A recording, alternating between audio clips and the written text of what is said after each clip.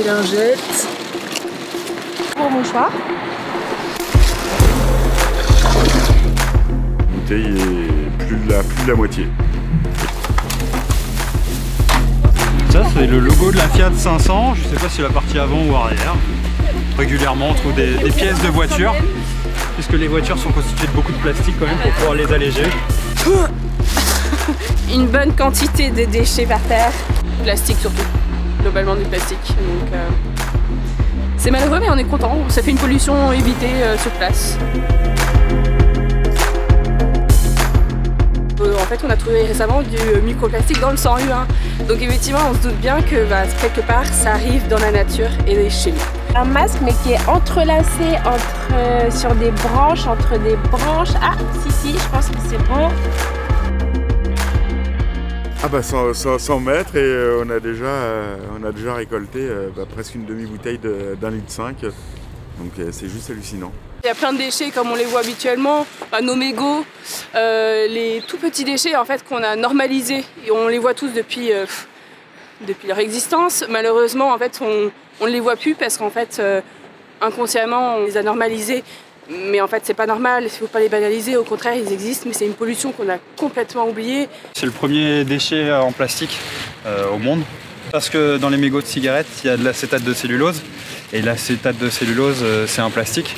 Bon, évidemment, il y a plein d'autres choses, de l'arsenic, du mercure, du plomb dans les mégots, mais c'est presque à moitié composé de plastique et ça pollue 500 litres d'eau, ça on le sait maintenant.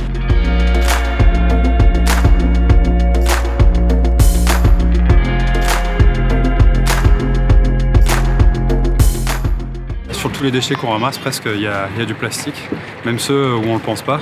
Dans les canettes également, il y a du plastique. Dans les briques de jus de fruits en carton, en fait c'est carton, aluminium, plastique. Et également on a trouvé pas mal de vêtements, de déchets textiles.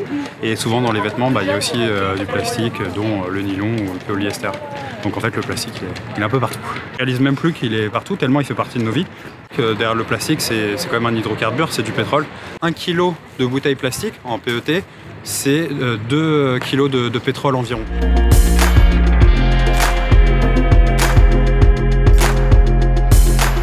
Refuser l'emballage du pain. Si on va me proposer une barquette de frites, plutôt venir avec mon assiette. Ce sont des gestes assez simples qui ne demandent pas spécialement de temps ni une organisation particulière.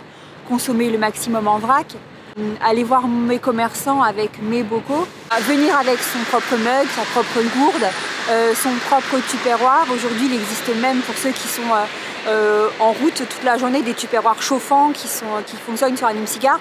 Aujourd'hui, il n'y a plus d'excuses pour ne pas agir à sa propre échelle.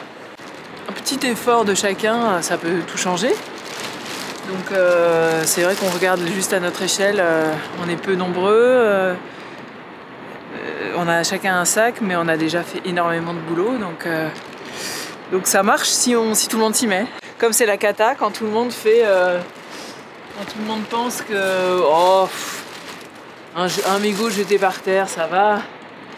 Mais en fait, si tout le monde le fait, c'est la cata.